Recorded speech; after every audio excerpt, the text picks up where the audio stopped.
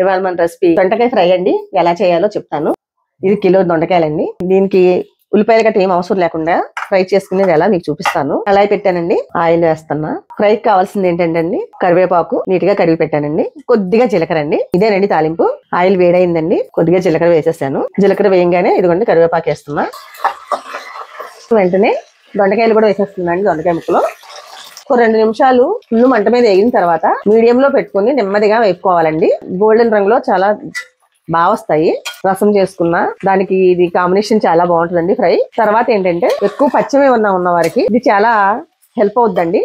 దొండకాయ ఫ్రై చేసేసుకుని చక్కగా పెట్టుకోవచ్చు. ఇది దొండకాయ పచ్చిది దోరగా ఉన్నది మంచి పరువులో ఉన్నది తింటేనంటండి మనకి గ్యాస్ ట్రబుల్ అది రాకుండా చూస్తుందట.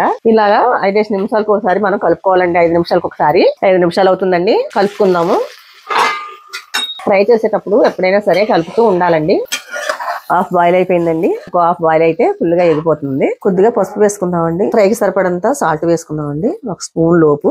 ఇలా ఒక 5 నిమిషాలు మగ్గిన తర్వాత 5 నిమిషాలు అయిపోయిందండి. ఫ్రై కూడా సరిపడగా వేగిపోయింది. ఇప్పుడు మనం దీంట్లో ఇందాక ఉప్పు పసుపు వేసాను కదండి, కొంచెం కారం వేసేసుకుందాం.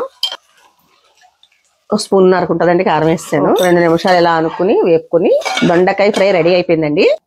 ఫ్రై రెడీ అయిపోయిందండి. టేస్ట్ చూస్తాను. చాలా బాగా వచ్చిందండి. సూపర్ గా ఉంది. మీరు ట్రై చేయండి. మీకు ఎలా వచ్చిందో నాకు కామెంట్ చేయండి. లైక్ చేయండి, షేర్ చేయండి, సబ్స్క్రైబ్ చేయండి. మన నెక్స్ట్ వీడియోలో కలుద్దాం. Thank you.